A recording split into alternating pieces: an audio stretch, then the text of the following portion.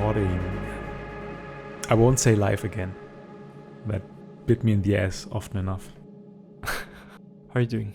It's surprisingly warm today. It is. This seems to be the last hurrah of the summer, I guess.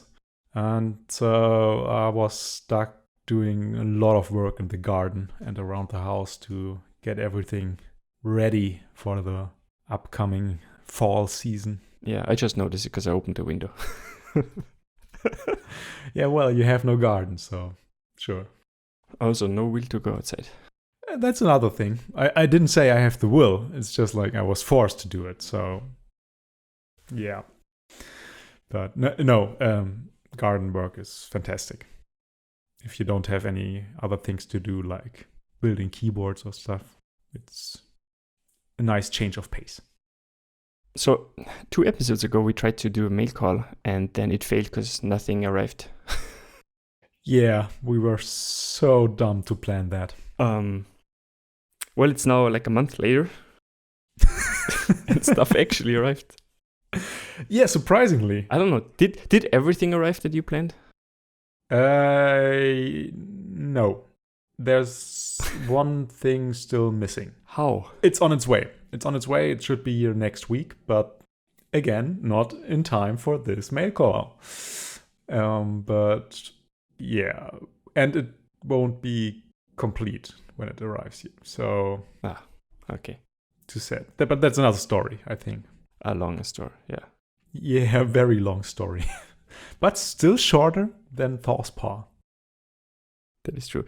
That's like what's the English name? There's this movie with the white dragon, The Endless Story. Oh, I don't know what the English name is of this. I think it is that Endless Story. Yeah. I would Google it, but then probably you would have to cut out all the typing and stuff, so I'm not touching my keyboard. Okay. Actually, we have an announcement before we go into all the things that arrived for you. Oh, right. Because we had lots of requests recently for offering our podcast on a platform that's not a podcast player, basically. We uploaded all of our episodes on our YouTube channel. Link is in the show notes, as always. So I don't know if you hear this and don't want to listen to podcasts why you hear this, but in case you want to tell somebody else, our episodes are now on YouTube, and the future ones will be as well.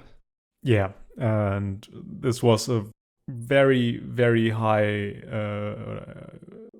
request, very high on the request list that we do something like that, because some people apparently like our content while not liking to listen to podcasts.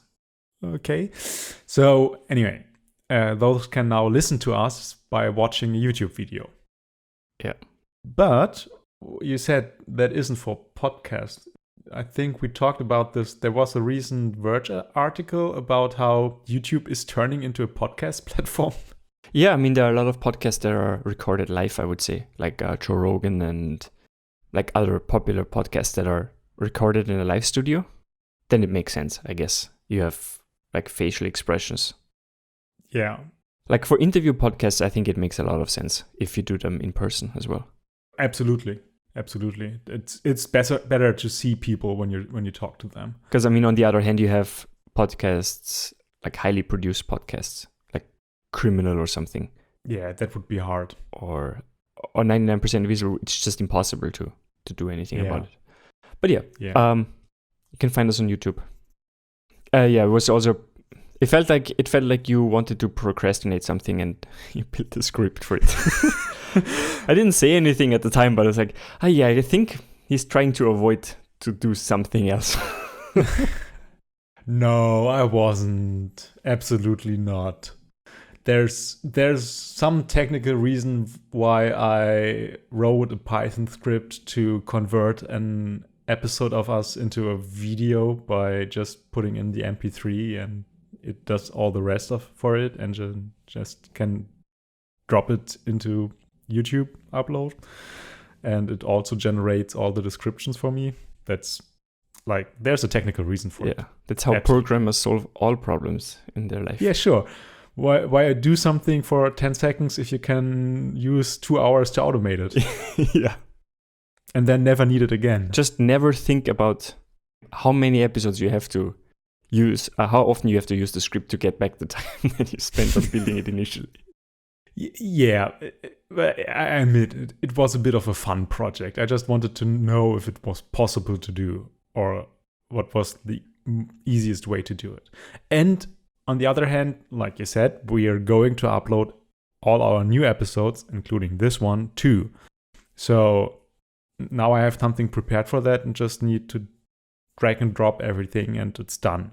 Yeah. That's nice too. I don't have to remember any shell commands or something like that. Mail call.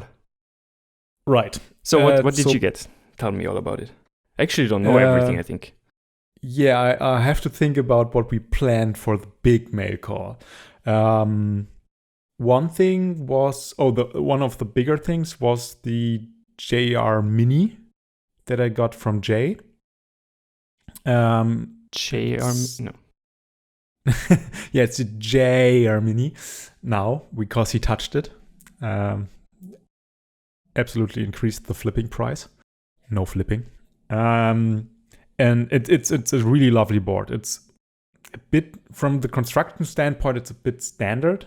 Like there's nothing really special about it. No gasket stuff or something. It's just a very solid board, really nice sounding. And it's from the limited pre-group buy run with the E-White colorway, which was only, I think, 10 or 15 boards. And, well, we all know that I like white boards, so I had to get this one.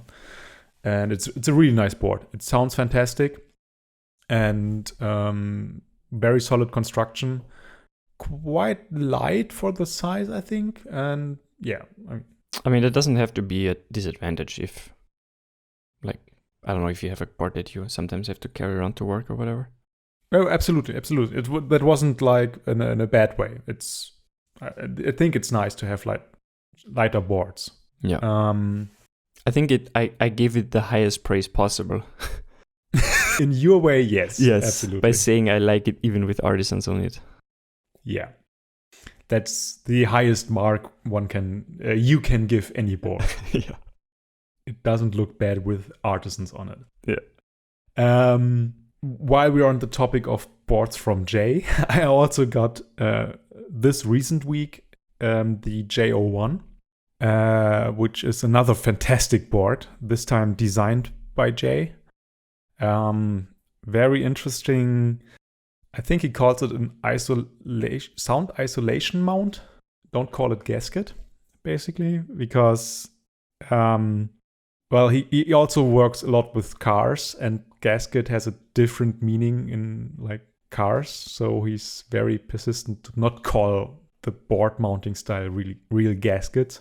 Mm-hmm. Anyhow, it's completely, it's for one built for looks because it really looks fantastic with matte brass middle part and a pen rail that you can dock into, and black anodizing, and it just looks very classic and nice.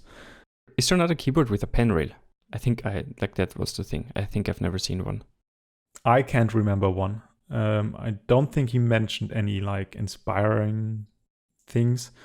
There is, I'm not too sure if there's another board with like a pen dip. I don't know what's called. Like instead of a raised rail, you get like something where you can put the pens into, so they don't roll away. But I think I just saw a render idea of that, but that might be inspired from a vintage board. So there might be something like that existing, but I couldn't name it at the moment. And the other part, apart from the looks, is the sound. It was built for sound, and it does sound fantastic. Due to the mounting style, I think Jay mentioned this when he talked about it. It puts the sound of the switch first. Like the mounting style removes most of the influences from the board and the plate. So it's a very firm mount, very little to no flex in the plate or anything. Mm-hmm. And yeah, the sound you get is that of the switch. So it's a really nice board to test switches out with. And yeah, really, really fantastic board. I can't praise it enough. Was a small, limited, like prototype thing. Well, don't call it group buy. It was a prototype run, limited. And but there will be 2 boards extra from this, and Jay will raffle. Will raffle off one of those. He's still working on the details, but it's gonna be like you can buy as many tickets as you want for probably like $5 or something, and all proceeds from this will go to a charity. And then the other board will be, I think, silent auction, but it's gonna be definitely an auction. I think it's silent auction, but I'm not too sure. And and all that money will also go to the same charity. So you will have 2 chances to get a JO1. But honestly, I think they will be in high demand. Yeah, probably. So, but that's good thing for charity. And I really appreciate that Jay is doing this. So Jeremini, JO1. Then we should probably talk about a little something that you first received, then you sent to me, and then we sent to Jay. Yeah. While we're still on topic of Jay, we could do another interview episode with him. Our GMK International Kit ISO Enter. Oh yeah. ISO Enter? the ISO. If you haven't seen that one, look at it right now. The link is in the show note. But yeah, it's fantastic. When I received the package from GMK, first of all, it arrived like a month before it was supposed to, I think. Yeah. Like the initial date they gave us for production was a month later. It should arrive somewhere in early October, and it arrived in early September. And it was like one day you got an email. Yeah, it's like just randomly GMK just sent me an email. It's like, oh yeah, by the way, we shipped the order. It's like, okay, great. Oh, we both were not prepared for that. No, because we had something. We wanted to prepare the thing that we sent Jay for Top Click. Also, watch that if you haven't seen it. It's quite funny. But we were not prepared for it to be that early, so we just scrambled and did everything as fast as possible. But I think it worked out. Yeah, and I got the package and I opened it and I had to laugh because, first of all, it's hilarious. The keycaps they're so funny. We streamed the opening. Oh yeah. To it. Well, so I called you. Did it live. I called you on Discord video, and so you can see me unpackaging because they are looking funny, and then they're so good. The quality, like the way they came out, was perfect. It's exactly what I wanted. Yeah, it's what you get for GMK prices. Yeah, and it was worth the tiny bit back and forth I had with them to nailing the icon. But yeah, and then I sent it to you, and then I sent one to Jay, and now you brought some to Copenhagen, which we will talk about later, and now we are trying to figure out a way with mykeyboard.eu to have them available for public. So if you want one, you can buy one or multiple. We have enough for a few. It should be enough. Let's say it like this. Should be enough.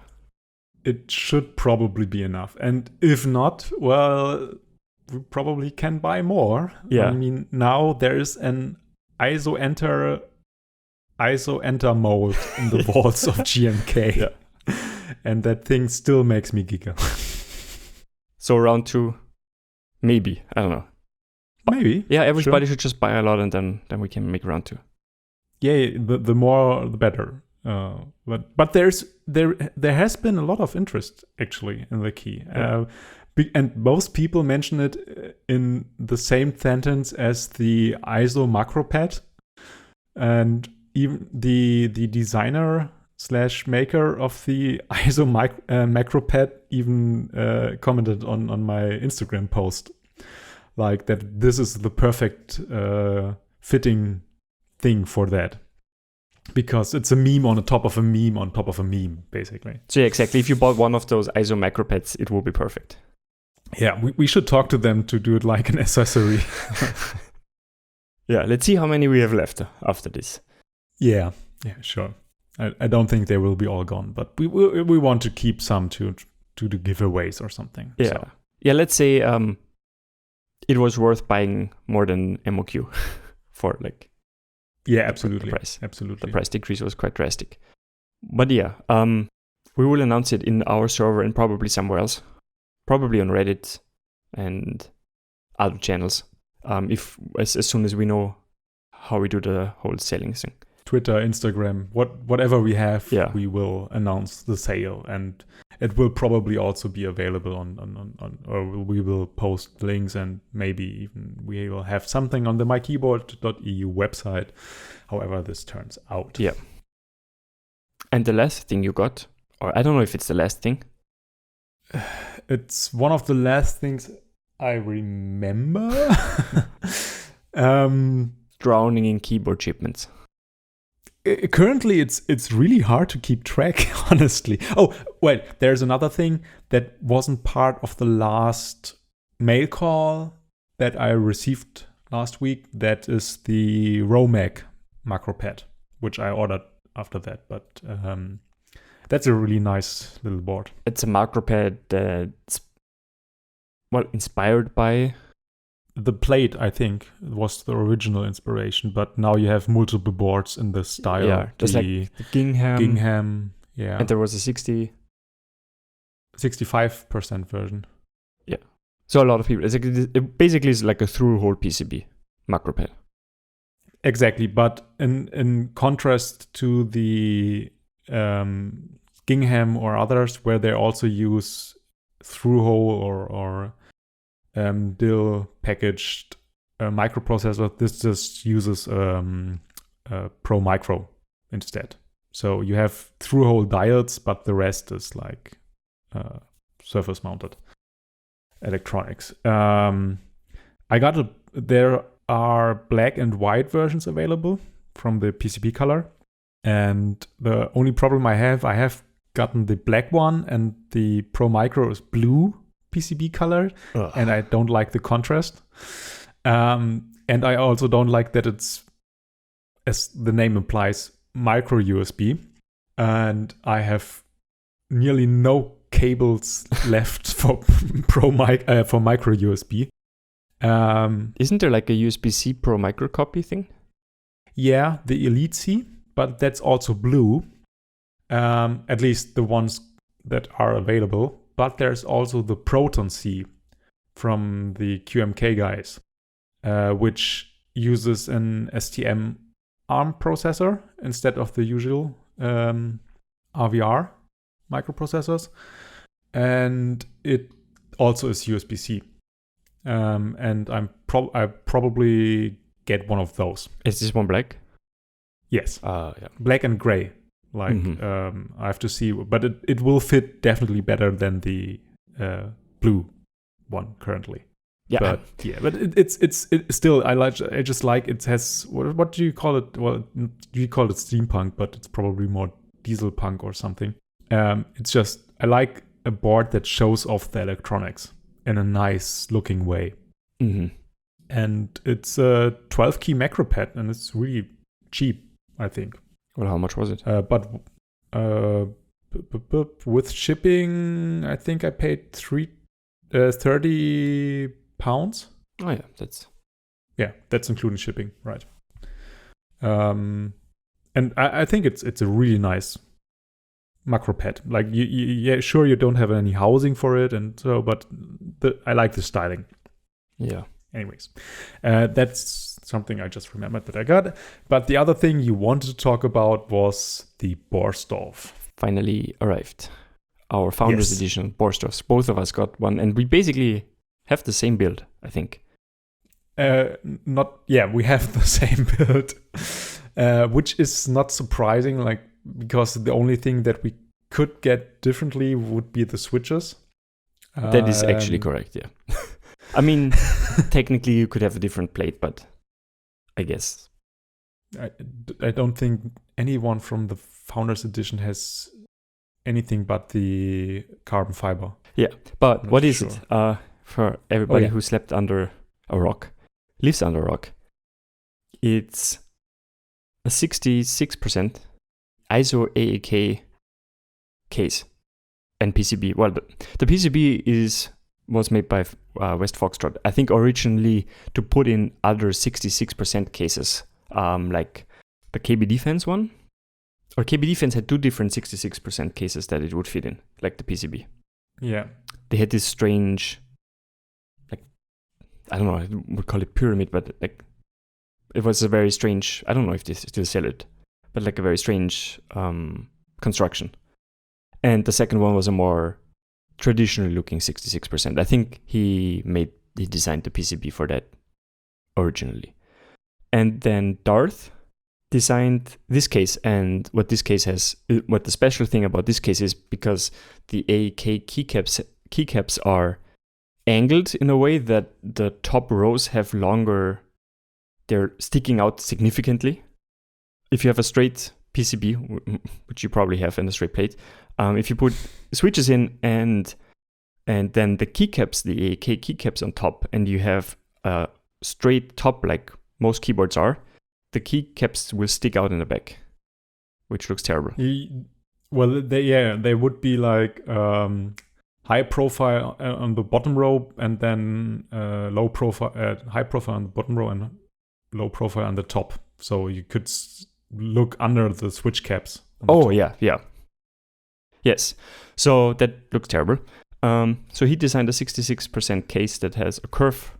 Basically, it mimics the curve of the original a.k.a. Such a sweet curve. And it's a Founders Edition, so basically it was a prototype group buy. And because they had some problem with anodization, they ended up being Cerakoted in like a dark gray. Which was the intended idea with the anodizing. Yeah, so the intended anodizing color was like what Apple uses for their space gray computers, I guess. But then they ended up Cerakoting it because anodization problems. And while I was not a huge fan of the idea of having it Cerakoted, I have to say it came out really well. I really like it. Absolutely. The finish is so good, and there's no comparison for like how it would be with anodizing. Yeah. Because those boards don't exist. They might very well with the upcoming group buy phase for this, because they found another anodizer. Yeah. That does stellar work. So those could be very much interesting. Yeah. So if you're from the future and you hear exactly. that because you're interested in the group buy, the ones we have are not the way they will be at the group buy. Because I think, as far as I know, Dorothy is trying to figure out how to do the group buy, because he might do it with help of somebody and not do everything by himself. But yeah, they will be anodized, and ours is Cerakoted. I don't know what I expected from the Cerakoting. I just didn't expect it to look that good. And we have to add to that Salvon, the maker of the boards, bought the Cerakoting equipment just for this.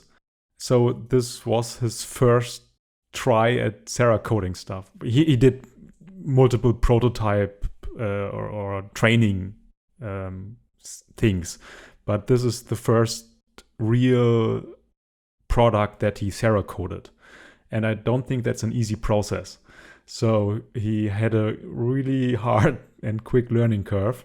But now he has all the equipment and experience to do Cerakoting, which I think he already offered or did with other products. Yeah. I have to say, I'm looking at it, the surface is just completely flawless. It has absolutely nothing. It's better than most keyboards I've ever seen in terms of surface quality. Absolutely. It's incredible, yeah. And it has this nice rough texture to it. Yeah. That I think that fits with the theme of the Borsdorf very well. It makes it more vintage in a way, and more it fits more to the a.k.a. keycaps and the whole theme of the board, I think. Mm-hmm. More like a bit more industrial. Like a lot of people compared it at the meetup we're going to talk later about with the SKB boards, because those I think are also Cerakoted, the tops, and or something else. At least they have a similar texture for the surface, and it lends to both boards a more industrial, vintage look. Yeah, and as far as I know, Darth is also a fan of the looks of the SKB, so that would like work out. But yeah, looks way better than I expected, but takes some time to get used to. Alp switches are very different to everything else I'm used to. So I have salmons in it like you. Yes. Mine are with 55 gram sprit springs, which is the weight of the original salmons, just better springs. And they're looped with something. I didn't loop them, so I don't know. West Foxtrot looped mine because I got the switches from him. And I think he said it was like some Teflon loop, because Alps is also a bit tricky to loop. But yeah, it is takes a lot of time to get used to. It's completely different. They feel different. They sound different. The tactility is so different from anything else. But also the durability is also a bit different. Yeah, they're a bit. Well, all Alp switches are a bit. We just call them bitchy, I guess. Yeah, they are vintage or often quite used because there's not a lot of new old stock style switches, and there are no new switches produced. Yeah. So most you get are old Alp switches, and those are often found in boards that have seen quite heavy usage. Yeah. So you have to clean Alps anyways. Like I think there are pretty much every Alp switch is completely unusable if it's dirty. Yes. So I was talking with West Foxtrot actually, because I don't know what it was it 6? One of my number keys just randomly died, like a week in having it and typing on it. And I just replaced it because he sent me more than I needed. And now it functions again. But I was talking with him about it. And I also had problems with one of the keys, I think it was the I key. I also had to change that because it was just like significantly less tactile than all the other switches around it. And I already, like he sent me, I think, 80. And I already used I thought I used the 67 or 68, whatever, how many keys I used. Best one, in my opinion. And I still had to switch out 2 of them. One, because one of them died and the other one was really bad. And I was talking with him afterwards and he was like, yeah, he already sent me the 80 best ones that he had. So he was already pre-selecting for quality and then sent them to me, and I pre-selected for quality, and still 2 of them died. One of them died and one of them was bad. So yeah, that's the same for me. Mine, I bought mine used, and they were in really bad shape, and I just don't have the equipment and equipment for opening and cleaning them properly. So I asked around, and again Jay helped me out. I sent them to him. He opened them, cleaned them, and looped them, and sent them back. And I also have more than I needed, and I needed to pre-select, and still I had to switch out keys that I thought were working, and then when soldered in just didn't work at all. And because the switch is so complicated, it's like with an MX switch, if it's not working at all, like I open it and it's like, something is bent inside her. But like with an up switch, it's so hard, like there's so many layers on top of each other. It's like, I don't know, like it just fails randomly in some point. Yeah. There's a reason that MX style switches are now dominant in the market, I think. And the other thing is my keycaps. So it's built for a.k.a. 2 keycaps. ISO. Because for whatever reason, one of the great mysteries of history. Because they could. They chose to have the left modifier row, I think, is 0.25 longer than regular. And the right modifier row, like backspace, enter, ISO enter and stuff, is 0.25 shorter than regular. Meaning you cannot use a regular PCB with it because it just won't fit. That's why you cannot build like the a.k.a. 60s that used to be common, at least. You can't build them with ISO because the switches are different than from the ANSI version. The keycaps are different sized from the ANSI. Yeah, for whatever reason, I have no idea why they did that. Because I mean, it's die subbing, so they even had to produce new keys just for the ISO version, just to make them longer. I don't know. Because the ANSI backspace is longer than the ANSI backspace is longer than the ISO backspace. So yeah, strange things. Yeah. And that's the second lottery that you have to go through is the keycaps. Because it turns out when Darth was here, he visited me because he's from not too far away. I think it was in November with the first machined prototype. And he brought his a.k.a. 2 keycaps. And I bought mine, I think, a couple of weeks before. And his a.k.a. 2 keycaps were significantly worse in terms of die sub quality than mine. And also, I think one or two legends were slightly different. But yeah, it turns out that if you have an a.k.a. a really new one, like from the last couple of years, the die sub quality was worse than of the older ones. Although I have to say I lucked out with my keycaps. Yeah, you were really extremely lucky. Because I just bought a random cheap AK that I found in Germany. It ended up being a liquid damage keyboard, which is terrible if you want to use ADA switches because it's Alp switches, and if they die on you when they have dust in it, I don't even want to know what happens to them if you put liquid in them. Obviously, the keyboard was non-functional because the PCB was in terrible shape, but what it meant is that it was barely used. My keycaps basically look brand new because it probably that must have died fairly early in its life. Yeah. So I have like literally no yellowing on the spacebar, which is just fantastic and a stark contrast to mine. Yeah, so my spacebar is exact the color of all the other keycaps, which is really rare if you look at all. Like if you search for AK, newer AK builds, like the a.k.a. 60 or a.k.a. 64, I think, or Luna builds. Luna, yeah. One of the very obvious features of them are usually a really yellowed spacebar. Yeah, like mine. Like yours, yeah. And mine is the exact opposite. The keycaps are almost new in stock. And the better die sub.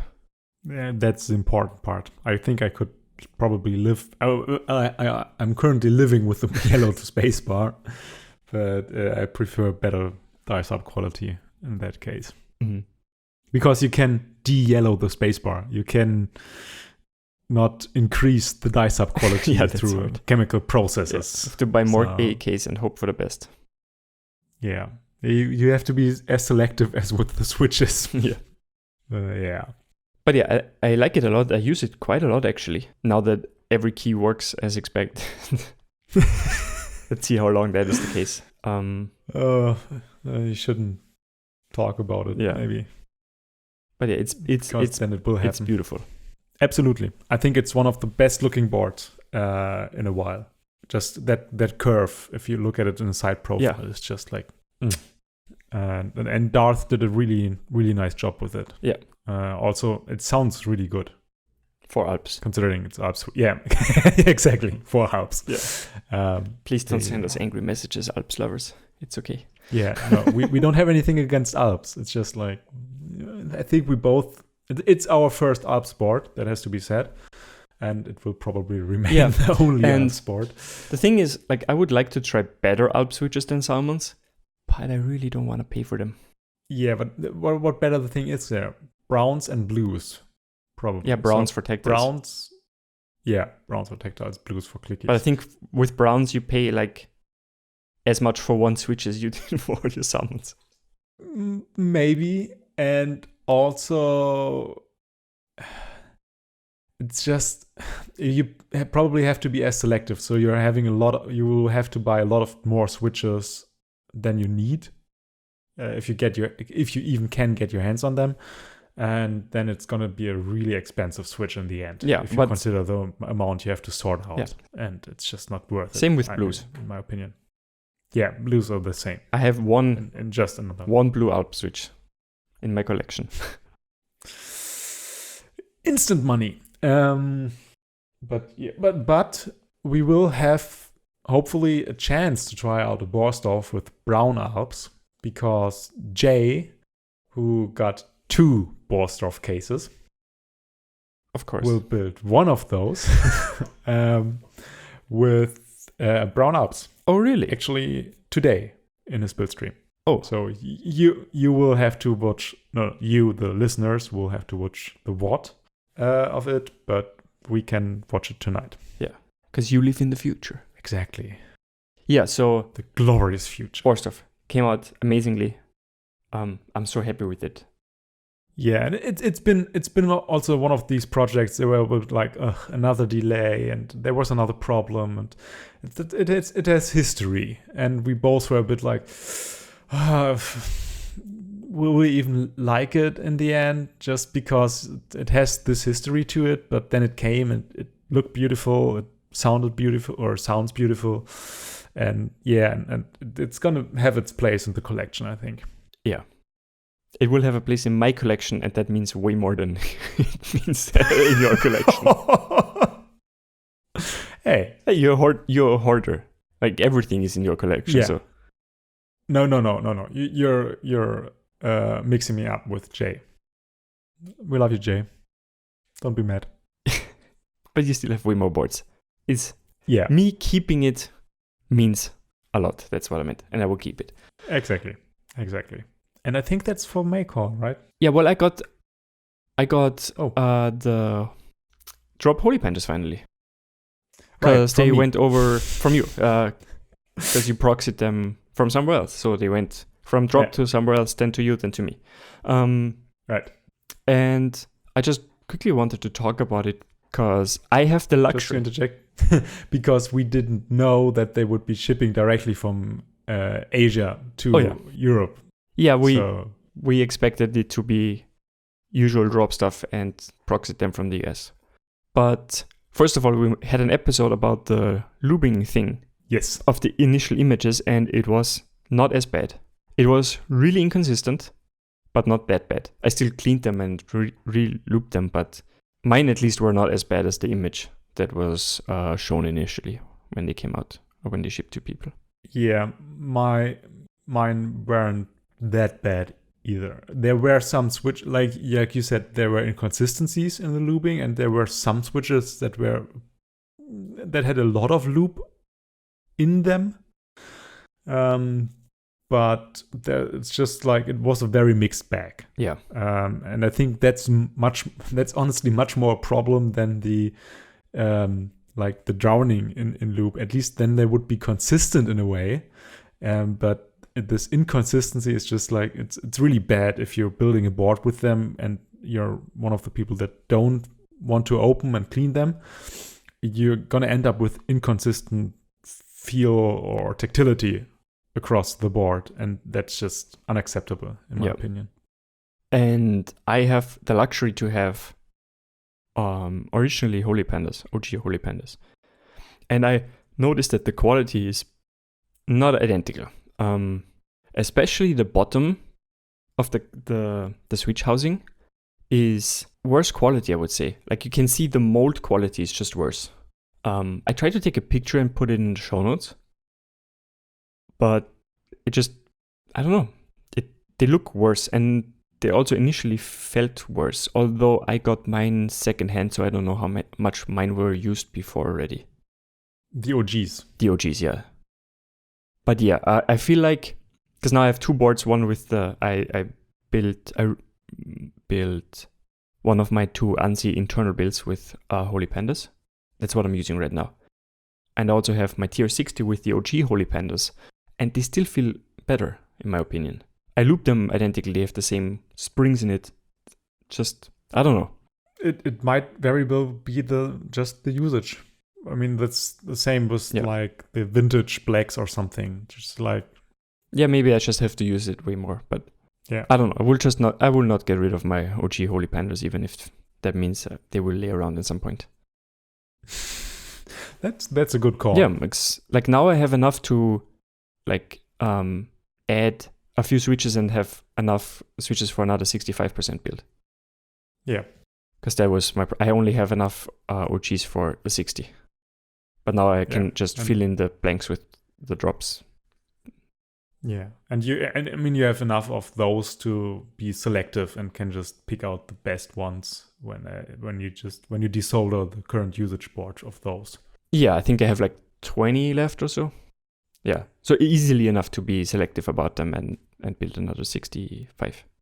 And 65 is currently, I think, for both of us, like the preferred keyboard size. Yeah, by far. I have my TKL is my gaming keyboard. I have a like round 1 KB Defense 8X TKL. But it's my gaming keyboard. I really don't care about it. Yeah, like it has a scuff in it and I'm like, Yeah. It's nicer than any gaming keyboard I could possibly buy. But then at the same time, you know, if I like have a scuff in it because I think I dropped my headphones on it once. And they have this like metal bar on top. I would worry more about the headphones at that point, I think. Yeah, and like I dropped and it's like, now it has a scuff. Yeah. But I would be like, I would hate myself if I scuff, I don't know, like my ANSI, for example. Yeah, absolutely. And it has ISO-D OG caps on it, the 8X. So even for them, like if something happens to them, well, they're also not that expensive. So it's like the nicest gaming keyboard I could get without like having a board that I would actually be worried about. Well, on the topic of gaming keyboards, it just came to my mind. It's not on the docket, but I think we talked about it, or at least I sent you the link for the announcement from Razer. Oh yeah, completely forgot about that. That's right. That was quite interesting. I'll see if I can pull it up just out of the interwebs. 5 minutes later. Here's what happened. Razer spokesperson, I guess, did a Reddit post into the mechanical keyboard subreddit. And they were a bit of tongue-in-cheek about it. Because the title reads, "Hi, we are from the Razer peripherals team. Read first, then downvote." The way they did it was the reason why the post did so well. Yeah, absolutely. Absolutely. Because they were in on the meme. Yeah, they were like, I know everybody hates us here, but read it first. Exactly. And what they did, they announced their new Razer Huntsman Tournament Edition, which is 10 keyless TKL keyboard. Low profile, which is on par for current gaming keyboards. Yeah. Because low profile helps with them RGBs. And this board still has RGBs. Yeah. But it also incorporates some of the, let's call it feedback, the mechanical keyboard community had about previous iterations of Razer keyboards or gaming keyboards in general. Gaming keyboards in general, yeah. I think there was one company that did something different.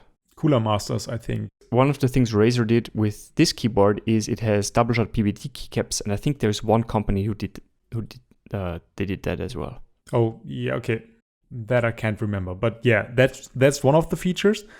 Those are double shot PBT keycaps stock and standard bottom row, and that is a pretty big deal because most gaming keyboards from the big companies have non-standard bottom rows, and that means you can't use any aftermarket key sets. Yes.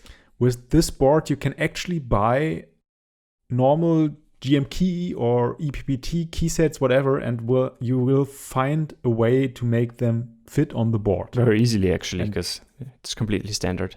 Yeah. What is 6U or 6.25U? 6.25. Yeah, 6.25. Right. It's a very standard bottom row from the non-standard bottom row before. Yeah. Apart from the RGB, it's very minimal in design, in the design language. It's a matte black finish. It's plastic, but still it looks okay. I mean, it's not like doesn't look gamey if you look at it without the lights on. And they seem to have incorporated a lot of the feedback or the point the community made about gaming keyboards or Razer keyboards in the past. Yeah, like it has a removable USB-C cable, which is awesome because the cable is probably the first thing that dies on you. Or a lot of the time it is if you move it around. I don't know if you go to LAN parties, if that's still a thing. But like having a easy way to just get a new cable, it's great. It has onboard memory, so I guess you don't have to use their terrible software to program it. I think you have to use it to program the onboard memory. But you don't have to. Not too sure on that. But then you don't have to have it like constantly running in order for it to work. No. You just you need have it on one PC to program the keyboard once, and then you're good. Yeah, that's what I got from the post as well. Yeah, it's just like I still it's probably too expensive for what you get in the end. I don't know. I think there wasn't a price announcement yet. But it's gonna be a Razer keyboard. So it's on their shop already, so it's 149.99 euros, so 150 euros. Well, that's Ducky 1 territory. Yeah. But I still think those are better, probably. Yeah, that depends. That really depends how those switches are, because they're optical linear switches. Oh, right. We didn't talk about the switches yet. Absolutely, you're right. Those are a custom developed optical switch for Razer. And here we come back to the gaming keyboard stuff, like faster response time and lower key travel to activation. They're linear and optical like switches. That's all you have to know. Yeah. And they're really like 1 millimeter bottom out. So it's like they're really short. And the switch looks funky. Yeah. It's quite interesting construction. What I liked about this was I'm not a huge fan of this keyboard because I just don't like the aesthetics and it's not the market I'm in. But what I liked was the way they interacted with the community under the post. Like somebody talked about having looped space bars and like they were not like, yeah, no, we don't do that. They were like, yeah, we should actually try this. It's probably not in this board yet, but like them not ignoring the community, but actually working with it, I think is a good sign. They will obviously not do that for every board because they still have to make $30 boards because there's still a market for that, and it's impossible to have mechanical keyboards for $30, pretty much. Yeah, I like that he said, the Razer person that posted that, said, we refine our design with every keyboard. Since 2016, we've been making it look less of the edgy gamery look.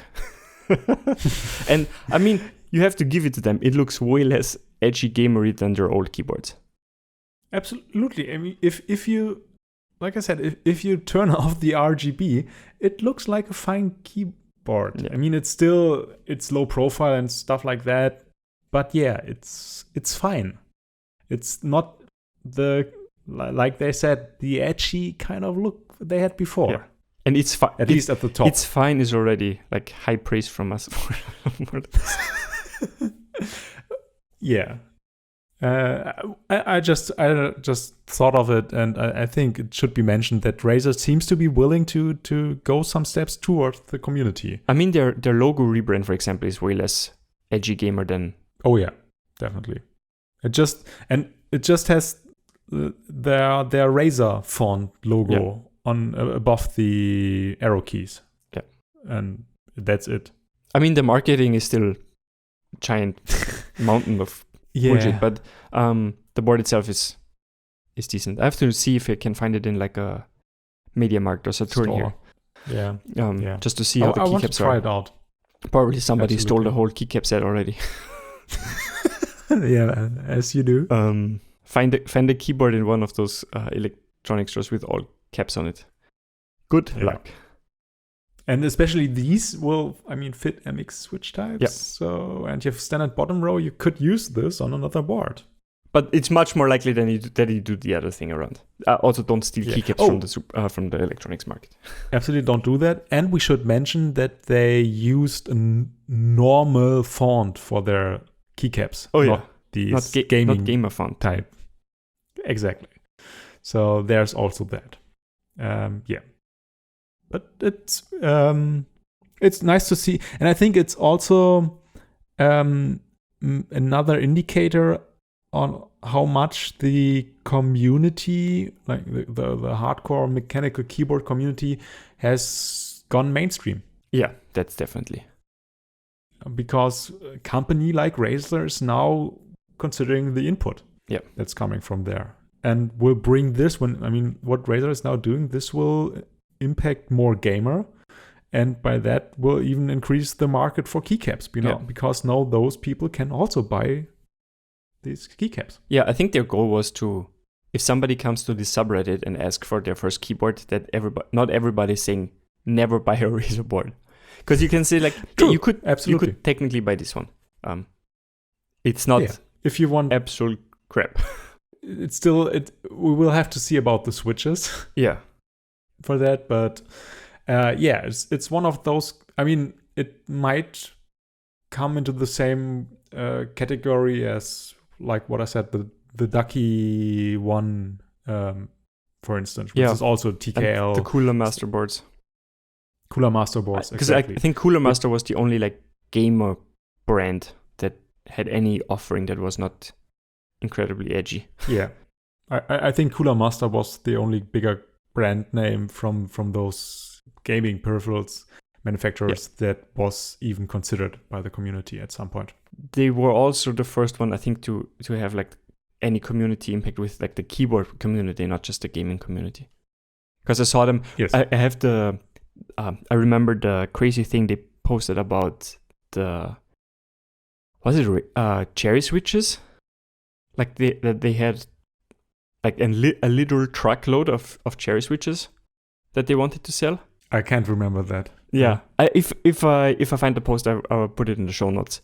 But yeah, they are like active in the community, and they had the original keyboard community gamer board, which was the Nova Touch. Because in hindsight, that's an insane board to make. Yeah, like let's build a gamer board, but it's over $200 because it has toggle switches in it, which 90% of the people would probably not appreciate enough to pay the amount of money that we need them to pay for it. Absolutely. And now everybody would just like, please just make the sliders. And I think one of the Netherlands meetups was at the Cooler Master headquarters. Oh yeah, they invited the community, and you know what would be ace? If somebody would just convince them to sell them the molds for the sliders. Because they said multiple times they don't want to make another Nova Touch ever again. Yeah. So why not just sell the slider molds to somebody who has money? And let's just hope they still exist. Yeah, that's because companies like that, if they don't need something or they don't expect to ever need it again, it might just get scrapped. Yeah, but they might have the technical plans for it to recreate them. Oh, that would be a money printing machine. If you Absolutely. if you can recreate or like reproduce the Nova Touch MX sliders. Yeah. Because basically what everybody's saying is like there are a few options out there that are ones from KB Defense, for example, but none of them are as good as Nova Touch sliders. Yeah, they're really sought after. Okay. You've been to meetup. Yeah. Last weekend, I spent in Copenhagen, where Mads, also known as My Advice Guy, did the first Copenhagen meetup, I think. And yeah, it was a really nice meetup because he was able to do it in his workplace, I think. And they have really nice offices in the center of Copenhagen. And they also provided drinks and snacks for everyone. So that was quite nice. And it was a smaller meetup. I think we had 40 confirmed people or something. But there were a lot of people, obviously, from the Nordic communities. So from Sweden and I think mainly Sweden and Denmark, obviously. A few people from the UK and, well, 2 Germans. Faxe was there with me. You were the only 2 Germans? No. Oh, right. 3 Germans. Yeah. Sorry, Janik. Forgot about you. But I think that... So what you would say, like how many people were there? Because I was not there. That's just... Right. That the point I was trying to get at was like, you couldn't make it. Yeah. Which was kind of sad. But yeah, I literally finished the Borsdorf before leaving for the meetup. Yeah, it was a rough evening. It was, yeah, because of the switches that wouldn't work, and then I had a failed diode at one of the switches. I had to fix that. It was a late evening. You weren't really prepared to figure out how to build the steps. That yeah, that was another thing. Luckily, you were able to help me out with that. There was a lot of effort put into it, but Darth wanted to have it at the meetup, and I thought, yeah, it would be nice to show it off to people. So I made the effort, and I took that one, my JR Mini and the Unicorn, to the meetup, because I think that would be the boards that were most interesting. And since I was flying, I couldn't bring my whole collection like other people. But yeah. And overall, it was nice meeting a lot of people for the first time that I know from Discord or other channels, but have never seen before. And that's always really cool to interact with people. And there were some people that we already met at the CIC this year, and yeah, so you got a mix of people you already knew, new people you knew but haven't seen before, and stuff like. So there was just like, I think the whole meetup was 5 hours or something, and those went by like a breeze. It's just always fascinating to me, like that you don't notice how much the time passes. Yeah. And also interesting, maybe there was someone from a Danish radio station, I think, who did like mini interviews and mini profiles on people and the community, and I have to remember to ask Matt about if when that comes out, to I get a copy or something of that, because I got interviewed for that. Oh, fancy. Yeah, it's just like it's just for a small profile. Like they did a shooting with people, like photos.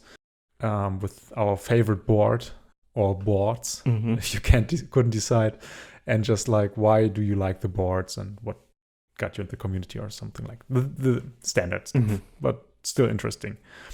And the guy also brought he's himself into the community, and he brought like boards and was like, yeah, rate my boards, and we were all like, well, we don't do that, because it's just like we can tell you what you prefer and stuff like that. But he actually brought some nice stuff. I can't remember off the top of my head, but it wasn't like a gaming keyboard or something you might expect.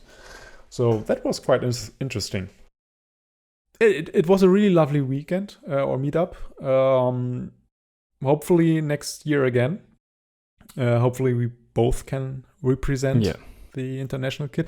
Oh yeah, right. And it was the first time we after the announcement of or release of our logo enter key, that people that it was the first meetup. I had some on hand for people to give out and to raffle off, and got a lot of people that asked for it or wanted it, and even people who only use NZ board just liked it for what it is. Giant meme. A giant meme, and I think Stormlex, a.k.a. Alex, I think he bought a ISO macro pad just for the key he got or something. I don't know. I can't remember if he said he bought it before or if he just bought it there because he got the key. I'm not too sure about that, but a lot of people keep mentioning the ISO macro pad. Yeah. In context with the key. And we both bought one of those for exactly that reason. Exactly, because we knew it was coming.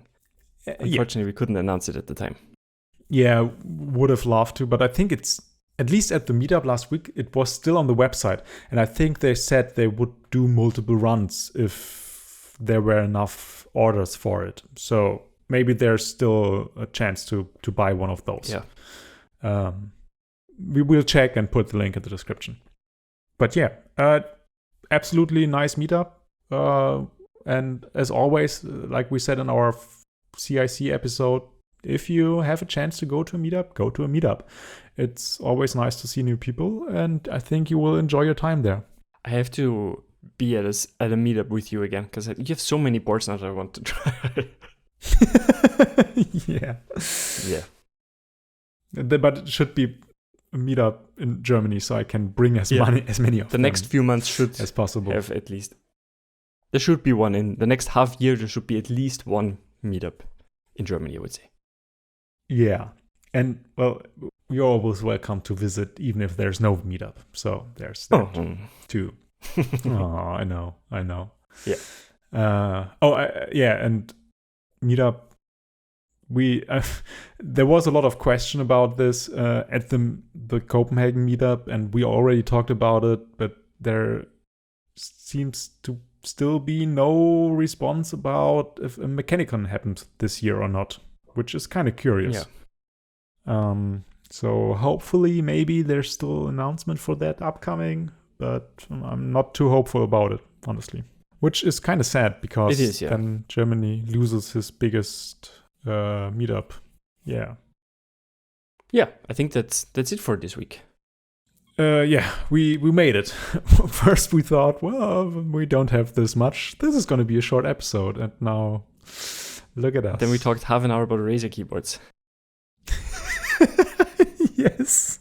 Did not expect that, but yeah. Nope, absolutely not. Just a reminder, look at our YouTube videos if you want to.